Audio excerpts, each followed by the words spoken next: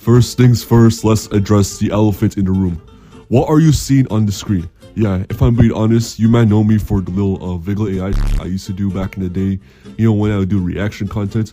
But quite frankly, I finally figured out how this VTuber work. And I'm not gonna lie, this is straight ass, I can't lie. But hey, we're just starting, okay? The reason I started doing this is because I couldn't be asked to use Vigla AI, bro. Because I didn't have the free version, first I'd have the watermark. I mean, for this one, you still see like the watermark of the little my man on the bottom of the screen. What is? But also like I could only process vids a minute at a time, so it was taking much longer as opposed to this where it's like it's real time. It's moving in real time. So like if I could go back like this, it goes back. If I go front like this, it goes to the front. If I go left, it goes left. If I go, okay, obviously it's not calibrated perfectly, but we still move. But ladies and gentlemen, boys and girls, yesterday or the day before yesterday, depending on when this video comes out, we saw the fifpro World 11. Wait, no, that was a few weeks ago. We saw the best men's 11, bro. Honestly, guys, there's like too many of these awards going out. I miss the days from like 2010 to 2016 when the Ballon d'Or and the FIFA World 11 was just one ceremony as itself. I mean, I know before you had the World Player of the Year and the Ballon d'Or as like two separate entities, and then after then they merged for like those 6 years.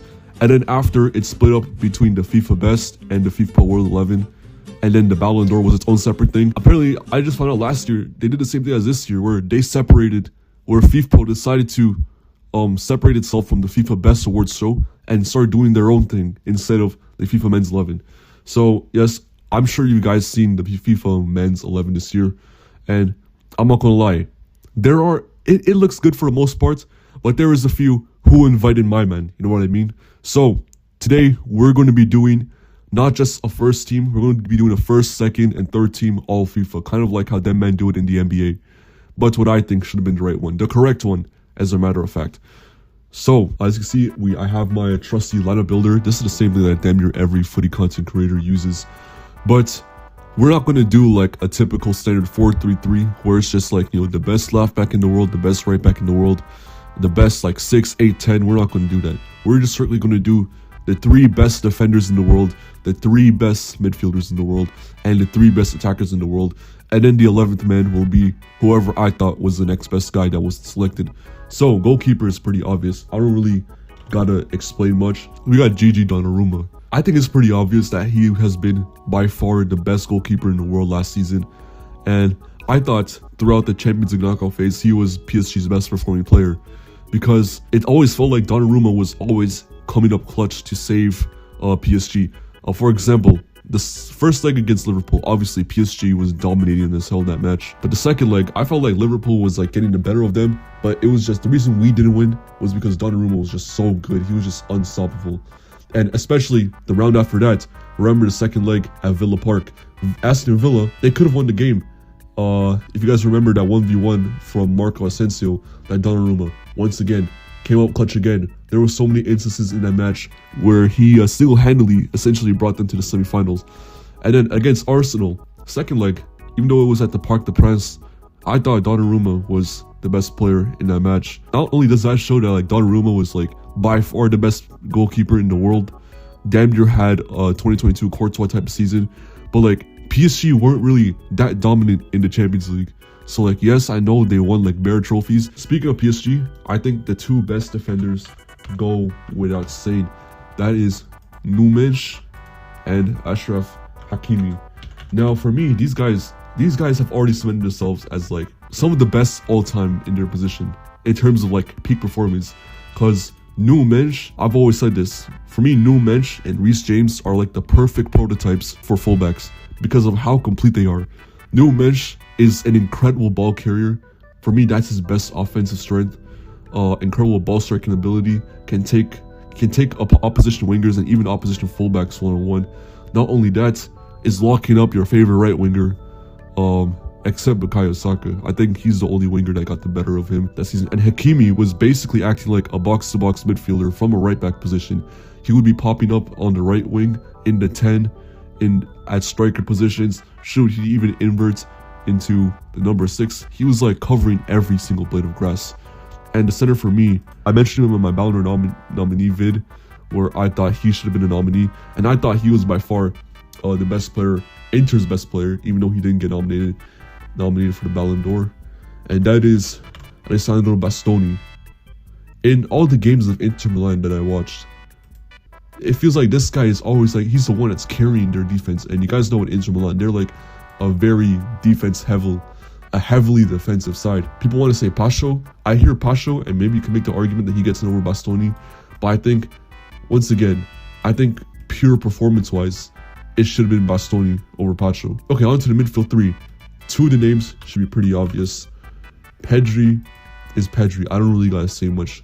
Last season was really a season where we saw him kind of become an all-timer in terms of peak. And Vitinha, for me, the top 5 best performing players in the Champions League last season was Dembele, Yamal, Raphinha, Donnarumma, and Vitinha. He was the guy that was kind of like keeping things ticking, and he also came up big in a few moments for them. It's kind of the same case with Rodri last year, where he won the Ballon d'Or because he was like he had the highest level of consistency from the beginning to the end of the season. For me, that was the same thing with Vitinha. I don't think he should have finished top 3 in the podium.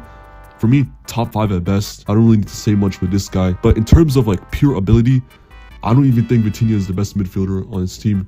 Because that for me is João Neves, where my man was basically moving like a Portuguese N'Golo Kante, covering every single blade of grass, especially the first leg against Arsenal, where I thought he was the man of the match. I hear the argument for Caicedo because you could say he was the best number 6 in the Premier League for like the past season. I just think João Neves was better. And now the front 4, which I think 3 of them should be obvious. It is the 3 that should have been the podium, and that is Dembele, Yamal, Raphinha. Not only did he not make the best FIFA men's 11, he also didn't make the fifpro World 11, which Cole Palmer made it in over Raphinha. I don't know why mans are trying to gas up Club World Cup. Like, I know it's a big competition. You know, I actually do kind of hear Cole Palmer finishing top 4 solely for the purpose if you men are trying to like market the Club World Cup as like something that's like a big event, which in all reality isn't. But guys, Raphinha had one of the best Champions League campaigns in football history. I mean, so that this is definitely not on the same level as 2022 Benzema, but it's like a tier below it. He had the most GA in a single Champions League campaign. That first goal against Inter should have counted as his. I don't care that it counted as a summer own goal. For me, he has the most GA in Champions League history. Not only getting the most goals in the Champions League, but the most assists as well. Lamine Yamal is Lamine Yamal. Ousmane Dembele. I mean, I didn't think he was the best player in the Champions League. Like I said, I think Raphinha should have been Champions League player of the season. I'd even say Yamal was better in the Champions League than Dembele. The thing about Dembele, is that there wasn't a single match in the Champions League where I thought he was the man of the match. I'm specifically talking about Champions League knockout football, because let's go through each of the matches. First leg against Liverpool, I thought Alisson was the man of the match. Second leg against Liverpool, like I said, Donnarumma. First leg against Aston Villa, I thought it was Vitinha that was the best player in that match. Second leg against Aston Villa, I know Dembele got the man of the match award, but I thought Rashford outplayed him. First leg against Arsenal, I thought it was, like I said, João Neves. Second leg, I thought it was Donnarumma. And man of the match in the finals, obviously, that was Desiree Doué. The only 2 goals I recall him getting is the one against Liverpool, which was kind of like, that was a lucky goal. That was from a Konate mistake. And so really the only ethical goal he got was the one against How many minutes have been recording? 15 minutes, goddamn. The only ethical goal he got was the one against Arsenal. And up front, come on, Mohamed Salah. I'm not trying to hear this Mbappe saying Mbappe was better. Mohamed Salah, yes, he dropped off heavily since March, but this guy at the end of the day, he had the best league campaign out of anyone in football that season.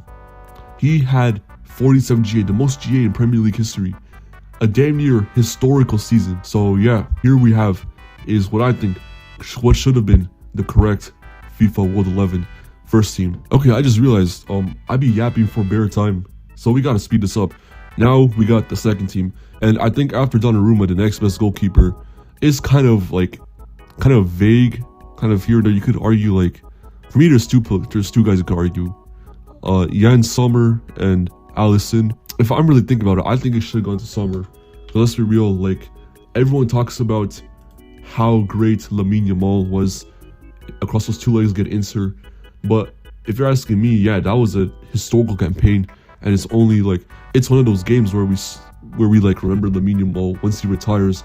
We're gonna look back and say that is the game where he introduced himself as like one of the all-time greats.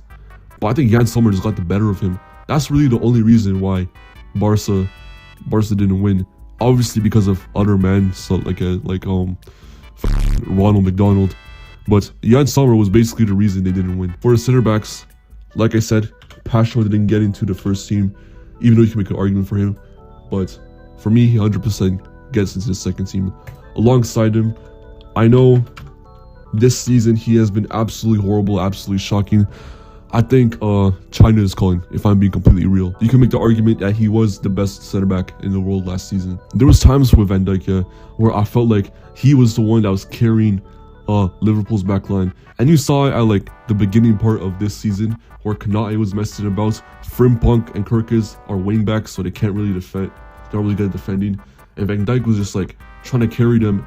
I actually remember at the beginning of last season, the conversation was that the 5 candidates for the Ballon d'Or around like October, November were raphinha, Yamal, Salah, Van Dijk, and Musiala. It goes to show like how good Van Dijk was last season. And for the third center back, I thought Saliba was pretty good. I'm not gonna lie.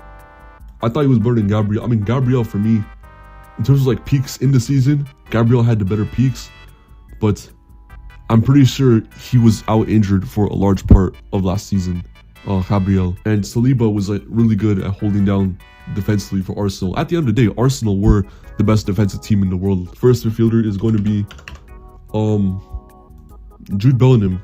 He made it onto the FIFA Men's 11, which I'm not gonna lie, I hear it. I predicted last season, because Mbappe is going to go into the team, Jude Bellingham will have to play in a much deeper role, which means he's not going to get as much GA, which means he's going to get scapegoated a lot. Because the same thing happened to Yaya Toure in the 2014-15 season, where he probably played at the same level, but it's just that he wasn't getting the GA because Aguero was back in the team, so he had to play a much more deeper role. He wasn't allowed to play much more freely. Same thing with Jude Bellingham here.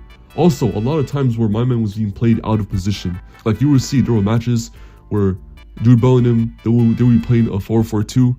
Jude would be thrown on the left wing somehow. And I think the standout point of the season last year for him, the Copa del Rey final, where I thought he was man of the match. I'm not trying to hear no Pedri. I'm not trying to hear no Koundé.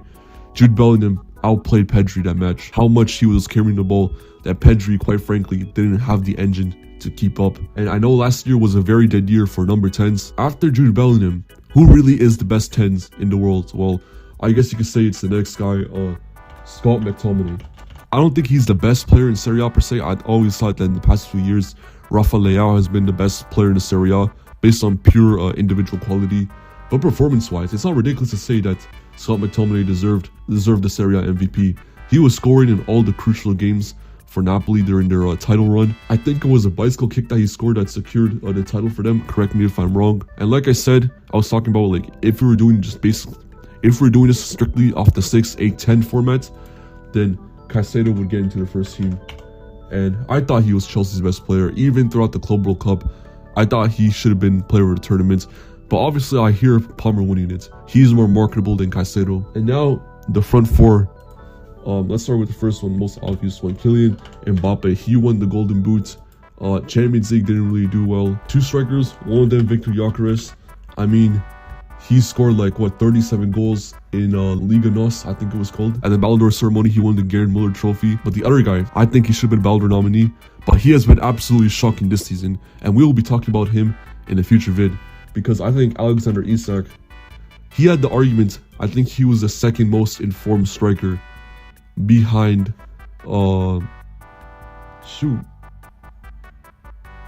behind Mbappe. Yeah, he was, I think, the second most informed striker. Because here's the thing, he brought Newcastle their first ever trophy in 70 years, was performing in the big games, like especially the Carabao Cup final.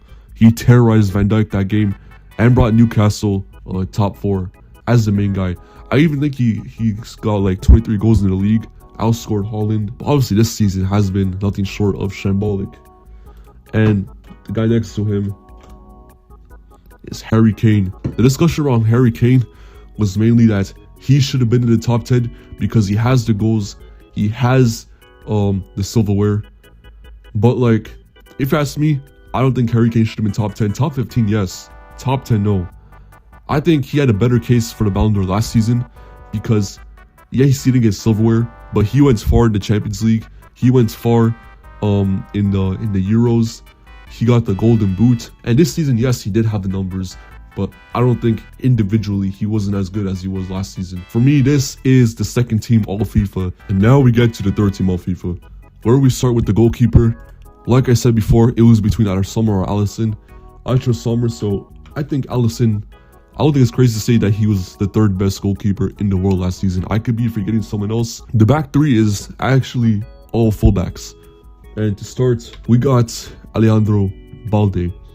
Now, Balde, when it comes to left back, there isn't a bigger gap in the position between first and second than there is because it's left back. Because Nuno Mensch is playing like at an all-timer level, whilst Balde is a very good left back. I think he's a better, I would say he's one of the best ball-carrying fullbacks in the world. For me, that's his main strength, and I really like how he was like basically owning the entire left-hand side of the pitch by himself, which allowed Raphinha to get closer to goal and sort of, you know, rack up the GA and have like the game-winning moments that he has built his reputation on. I was debating between Balde and Miles Lewis-Skelly, but playing alongside Balde is Jules Koundé, who I thought was the better fullback that year. Obviously, he grabs the game-winning goal in the Copa del Rey final, and I don't think it's ridiculous to say that after Hakimi that he was the second best right back in the world. And as for the third best right back, I wouldn't really even consider him as a right back. For me, Duke Dumfries, he's a wing back, like a proper wing back, like a guy who's very good at pressing, mainly because of athleticism. And like I said, this is mainly because of the 5G across Barca. But even when I watched Inter, there were some matches where Duke Dumfries has also impressed me. For example, I think it was the match against Atlanta in the Coppa Italia semifinals, or the Supercoppa Italia semifinals, whichever one that was, where he grabbed the brace, one of them being like an absolutely insane bicycle kick. He's basically what Man City fans think Josko Gvardiol is, or what he was in the 23-24 season. Here's another guy that I thought was very unfortunate to not make the Ballon d'Or list, and that was Joshua Kimmich. And I think people are starting to realize that Kimmich is an all-timer level fullback. For me, people talk about what Rodri has done in the 23-24 season.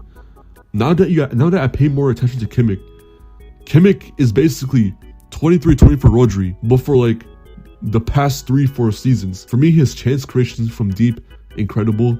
His ball winning, incredible. His just overall passing, incredible. He's been played as a 6, but I think he should be playing like more higher up the pitch, or even like as a right back, as his predecessor Philipp Lahm was. And alongside him is Fabian Ruiz. Now the thing with Fabian Ruiz is very funny because I thought he had a better case for the Ballon d'Or in the 23-24 season than he did this season. Because yes, he won the treble. Let's not act like he wasn't the best player at the Euros in 23-24. I thought Fabian Ruiz should have been a Ballon d'Or nominee. And the guy alongside him, Declan Rice, 24-25, he just went into a whole different gear, especially against Madrid. Not just the 2 free kicks in the first leg, but the second leg, he was just winning every single loose ball. He was covering every single blade of grass, and man of the match performances across both legs, especially man of the match at the Bernabeu, really speaks a lot. I was really considering putting Ebrich Eze there, because similar to Alexander Isak, won Crystal Palace their first trophy, actually first trophy ever in this case. But I decided to go with Declan Rice mainly because of like consistent performances and whatnot. And the front four, let's start with Desiree Doué. Had one of the best Champions League final performances in Champions League history. Like, if I think the past 20 years, the only Champions League final performance I could say that rivals him, or rivals this one, is Courtois in 22, Ronaldo in 2017, and Messi in 2011, which really speaks to volume. How great this kid was, for how incredible he played in the biggest game of the season. That alone, for me, warrants like for you to be considered as one of the best players in the world that season. So I think Desiree Doué earns it.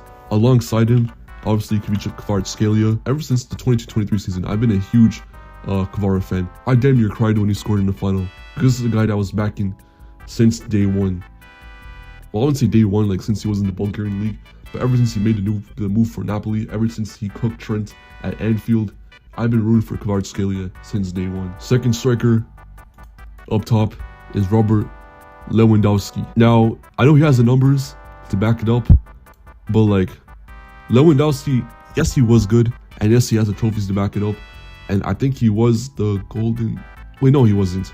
He didn't win La Liga Golden Boot, but he did. I think he was second in the La Liga Golden Boot race. This guy just missed so many open chances, which is why I didn't really like consider him at the same level as like a Gyökeres or Kane last season. And to round out the team as the right winger, I have Michael Olise. Now, obviously, this season he's been playing like one of the best players in the world.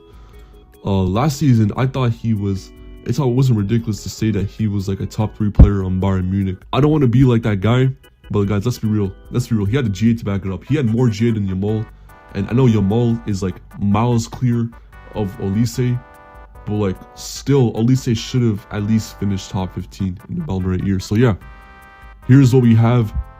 So guys, if you were just zoning out the whole time, because I know I'm a pretty boring guy to listen to, here's what we have as the first, second, and third team on FIFA.